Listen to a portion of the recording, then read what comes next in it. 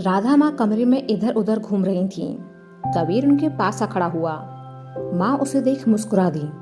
आ बैठ, कुछ काम था? कबीर ने उनकी बात का जवाब दिए बिना अपनी बात कहनी शुरू की। इतना बुरा महसूस करने की जरूरत नहीं है माँ। आप एक काम करो, जाकर ऋषभ से अपने मन की बात कह दो और मेरी एक दो बुराई भी कर देना ताकि वो खुश हो जाए। मेरे लिए बस आपका कुछ देर के लिए बोला गया एक बार का झूठ ही काफी है। जानता हूं कि आपको बिल्कुल अच्छा नहीं लग रहा होगा कि ऋषभ आपकी कही बात की वजह से दुखी हुआ। राधा माँ ये सुनकर खुश हो गईं। सच? मैं बता दूं ऋषु को? कबीर हंस पड़ा। हाँ माँ। राधा माँ ने राहत की सांस ली। सच बताऊं तो बहुत बुरा लग रहा था मुझे। उससे झूठ बोलने के बाद वो कितना प्यार और भरोसा करता है मुझ पर, और मैंने उसी से झूठ बोला। अब जाकर अपने मन का बोझ हल्का कर लेती हूँ। राधा माँ खुशी खुशी कमरे से बाहर निकल गईं। कबीर भी वापस जाने को हुआ कि माँ वापस आईं और उसके माथे को चूम बड़े प्यार से बोली, तू सच में मेरा राजा बेटा है। कबीर हंस पड़ा। अब जल्दी जाइए वरना कहीं मेरा मूड न बदल जाए। राधा माँ जल्दी से कमरे से बाहर निकल गईं। ऋषभ अपने कमरे में लेटा हुआ था। सच जानने के बाद वो बहुत उत्साहित था। वो तेज के साथ अपनी आगे की जिंदगी की कल्पनाएं करने में मशगूल था, जिससे उसकी आंखों में दूर दूर तक नींद नहीं थी। राधा माँ ऋषभ से मिलने आईं। वो कमरे के बाहर पहुंची ही थी कि थोड़े से खुले दरवाजे से उन्होंने ऋषभ को देखा, जो काफी खुश नजर आ रहा था। माँ ने यह देखकर सुकून की सांस ली कि आखिरकार ऋषभ को भी अपनी हमसफर मिल गई। सुनी उसे बहुत खुश रखेगी और अब उन्हें किसी भी बात की कोई फिक्र नहीं है। ऊपर जाने के बाद वो ऋषभ के माँ पापा से आराम से कह सकेंगी कि उन्होंने अपनी जिम्मेदारी बखूबी निभाई है। माँ कमरे के अंदर आईं और उसके सिरहाने बैठ गईं। ऋषभ ने करवट ले उधर देखा तो सामने माँ को देख जल्दी से उठ बैठा। माँ, आप इस वक्त यहाँ? क्या हुआ? आप सोई क्यों नहीं अभी तक? राधा माँ, नींद ही नहीं आ रही थी। तुझे भी नींद नहीं आ रही क्या? ऋषभ, हाँ।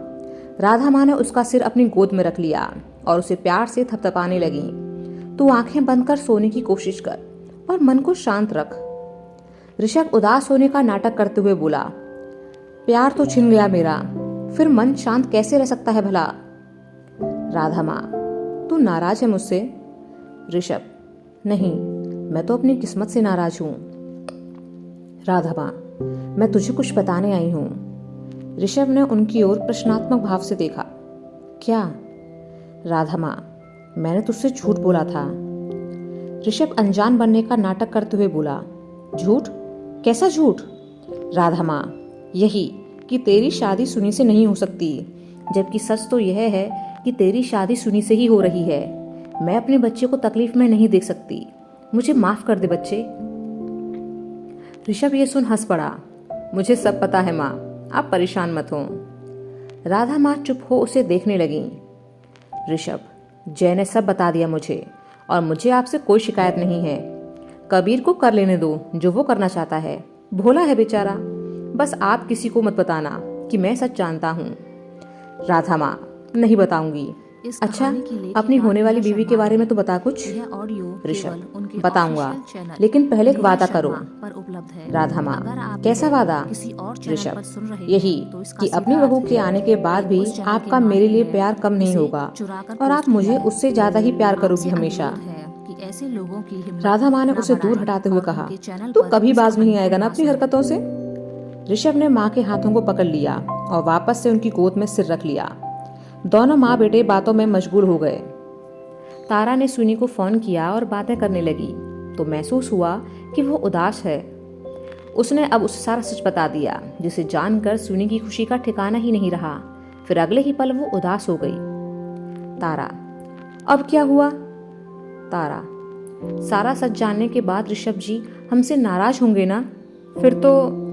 तारा, मेरे हिसाब से तो नहीं होगा, क्योंकि जो सच था हमने कहलवा दिया है उसे कि देव ने तुम्हें उसकी कसम देकर मजबूर किया था, तो ऐसा लग तो नहीं रहा कुछ। बस तुम ऋषभ को ये मत बताना कि वो सच जान गया है। ये बात हम सभी जानते हैं। सुनी के तो सिर से जैसे एक बोझ सा उतर गया। ठीक है, हम नहीं बताएंगे। तारा, अच्छा सुनो, राशि है क्या तुम्हारे साथ? सुनी ने पास ही बैठी फोन पर गेम खेल रही राशि की ओर देखा। हाँ यही है।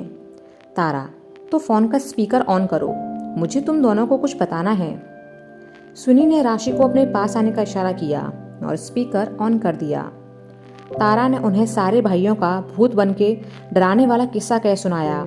भाइयों की शरारत सुनकर राशि और सुनी का हंस हंस कर बुरा हाल था। राशि, काश हम लोग भी ये सारी शरारतें देख पाते। तारा, बाकी सब तो अचानक हुआ था, लेकिन जब सजा मिली थी तब सारा रिकॉर्ड कर लिया था। रुको, भेजती हूँ एक वीडियो जिसमें ऋषभ को सजा मिल रही है, पर उसे बताना मत, क्योंकि तुम लोगों को वीडियो ना भेजने के बदले मैंने उससे कई काम करवाऊंगी। दोनों ने हामी भर दी। तारा, और हाँ, बस कुछ ही दिन की बात है, उसके बाद तो तुम दोनों सारी शरारतें अपनी आंखों से देखोगी भी और खुद भी इस सब में शामिल होंगी। तुम लोगों के आने के बाद तो मजा और बढ़ जाएगा। तारा ने सुनी और राशि को ऋषभ वाला वीडियो भेजा, जिसे देखकर दोनों खूब हंसी। तारा, अब तुम लोग जल्दी से यहाँ आ जाओ, फिर ढेर सारी मस्ती करेंगे और तुम्हें पूरा अजमेर भी घुमाना है। तभी मौली वहां आ बैठी। क्या बातें हो रही हैं तुम लोगों की? तारा, ऋषभ किधर है और साहिबा भाभी? मौली, सारे भाई कुछ दूर तक टहलने गए हैं और साहिबा भाभी अंश को सुलाने गई हैं। तारा ने अपने फोन का स्पीकर ऑन कर दिया और बोली, आजा तू भी बात कर ले। मौली ने राशि और सुनी का हालचाल जाना, फिर चारों बातों में मशगूल हो गईं। राशि, मौली भाभी, आपकी तो 2 सास है ना और 2 ही ससुराल। राधा माँ के बारे में तो हम जानते हैं, लेकिन देव सर की देव की माँ मतलब आभा माँ के बारे में कुछ बताइए ना। मौली मुस्कुराते हुए बोली, मैं तो ये कहूँगी कि सबसे ज़्यादा लकी तो मैं ही हूँ, क्योंकि मेरे पास 1 या 2 नहीं बल्कि 3 माएँ हैं और 3 ही मायके हैं। देव के घर वाले भी बहुत ज़्यादा अच्छे हैं। जब ज़्यादा दिन की छुट्टी मिलती है मुझे तो मैं वहाँ जाकर रहती हूँ। देव अभी दोनों भाइयों की शादी के बाद जाएगा तो मैं भी जाऊँगी।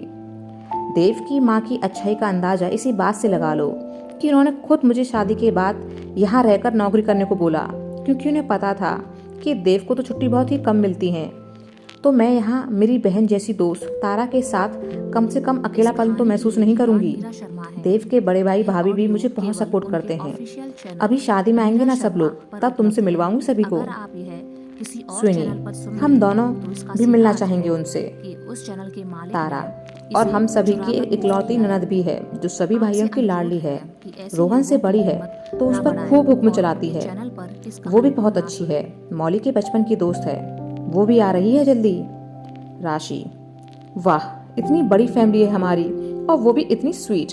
मैंने तो सपने में भी नहीं सोचा था कि ऐसी बड़ी और अच्छी फैमिली मिलेगी मुझे शादी के बाद। मौली, तुम एक बार आओ तो सही, वापस जाने का मन ही नहीं करेगा कभी मायके। चारों खिलखिलाकर हंसने लगी। अगले दिन सुबह जय अपने प्लान के मुताबिक माँ पापा के पास आया और बोला, मैंने रात भर सोचा कि सिन्हा सर बात तो मान ही नहीं रहे, तो क्या किया जाए। अब कुबारा भी तो नहीं बैठ सकता ना।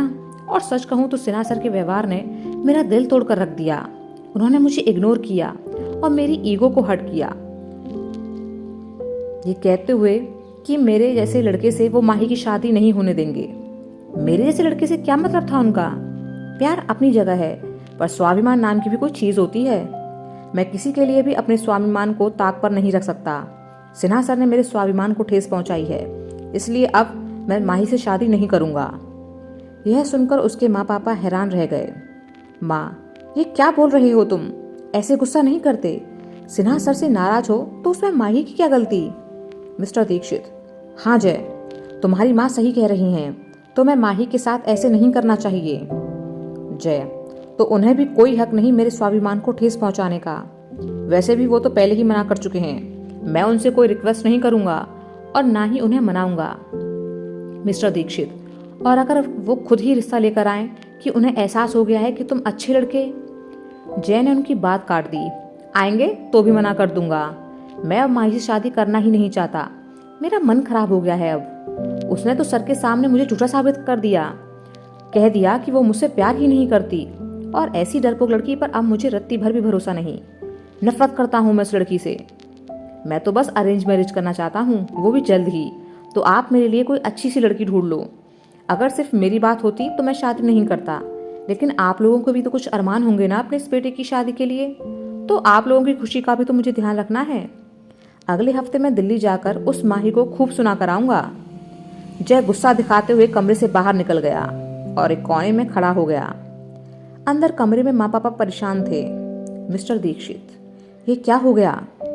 मिसेस दीक्षित, हमें क्या पता था कि ऐसा कुछ होगा। मिस्टर दीक्षित, मुझे तो कुछ समझ ही नहीं आ रहा कि सिन्हा जी से कहूँ क्या, वो कहीं बुरा ना मान जाए ये सब सुनकर। मिसेस दीक्षित, लगता है गुस्से में अनाप शनाप बक रहा है। मैं करूंगी इससे बात जब इसका गुस्सा शांत हो जाएगा। मंजीत और साहिबा एक साथ बैठे हुए थे। साहिबा मंजीत को बता रही थी कि जब उसने उसके घायल होने की खबर सुनी तो कितनी बुरी तरह घबरा गई थी। वह तो घर वालों का साथ था जिसकी वजह से उसने अपना हौसला बनाए रखा, वरना उस मुश्किल दौर में पता नहीं वो खुद को कैसे संभाल पाती। मंजीत, अच्छा हुआ जो तू यहाँ थी, वरना अपने घर होते तो तू अकेले पड़ जाती। वहाँ कोई भी तो नहीं है अपना। माँ तो शादी के कुछ महीने बाद ही, और दादाजी भी 3 साल पहले गुजर गए। कभी कभी बड़ी याद आती है माँ, पिताजी और दादाजी की। कहते हुए मंजीत उदास हो गया।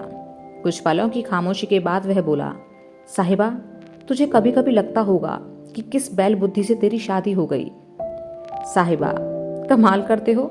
मुझे तो ये लगता है कि आज भी इस दुनिया में आपके जैसे मासूम लोग हैं और आप में छल कपट नहीं है। ऐसे सच्चे इंसान का साथ पाकर मैं खुद को खुशनसीब महसूस करती हूँ। मंजीत यह सुनकर हंस पड़ा। तू बड़ी प्यारी बातें करती है, लेकिन बातों से ही तो पेट नहीं भरता यार।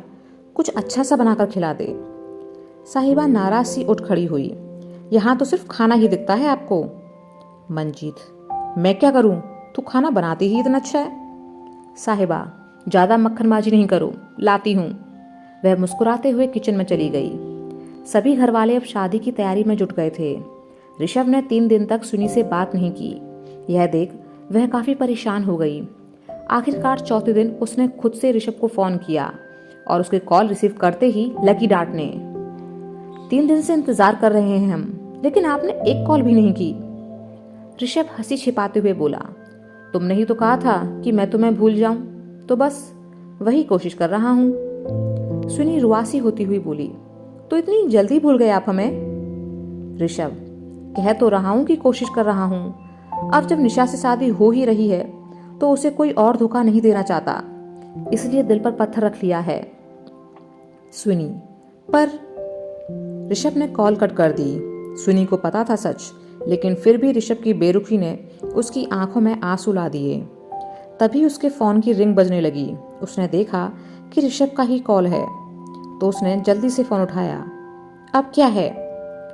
ऋषभ, मैं कह रहा था कि मेरी शादी में आओगी ना? सुनी, नहीं आएंगे हम। क्यों आए? आपको क्या फर्क पड़ता है? ऋषभ, कमाल है यार, दुल्हन ही नहीं आएगी तो दूल्हे राजा शादी किससे करेंगे? सुनी यह सुनकर चुप हो गई तो ऋषभ हंस पड़ा। मुझे सब सच पता चल चुका है। खुद की तो 3 दिन में ही हालत खराब हो गई, मेरा तो सोचो यार कि मुझ पर क्या बीती होगी इतने दिन। सुनी, सॉरी, पर हम मजबूर थे। ऋषभ, जानता हूं, तभी तो तुम्हारे साथ कोई कांड नहीं किया बदले में। ऋषभ सभी घर वालों के सामने तो उदास होने का नाटक करता और अकेले में सुनी से ढेर सारी बातें करता, हंसी मजाक करता। उसे लग रहा था कि वो ऐसे दुखी होने का नाटक कर सभी को तंग कर रहा है, लेकिन उसकी नौटंकी को देख सभी उसके सामने तो दिखाते कि हाँ, वो उसे ऐसे उदास देख दुखी हो रहे हैं, लेकिन बाद में ऋषभ की नौटंकी पर हंसते भी खूब। आज सुनी और राशि अपनी फैमिली के साथ अजमेर के लिए निकल चुकी थी। सभी को बेसब्री से उनका इंतजार था, और सबसे ज्यादा बेसब्री अगर किसी को थी तो वो थी रोहन और ऋषभ को।